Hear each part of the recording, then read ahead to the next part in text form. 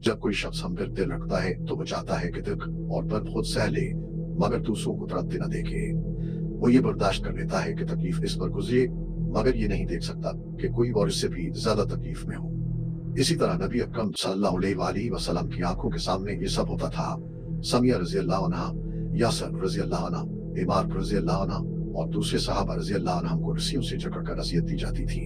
आप कुछ नहीं कर सकते थे सवाए ये कह देने के, सब्र करो प्याले यासर, तुम्हारा ठिकाना जन्नत है, तुम्हारा वादा अल्लाह से है, जन्नत तुम्हारी मुंतजर है। फिर वो दिन भी आया जब आपके कानों में भूखे बच्चों की सस्तियां गूंजती रहीं। बाइकाट के दौरान बनु हाशिम और बनु मतलब एक तनवादी में महसूर कर दिए गए थे। सोचिए, नबी दुरूद सल्लल्लाहु अलैहि वसल्लम, जिनके दिल में कायनात की सबसे ज्यादा रहमत थी, हर रात ये मंजर देखते। हम में से कोई भी इस दिल की गहराई को नहीं समझ सकता।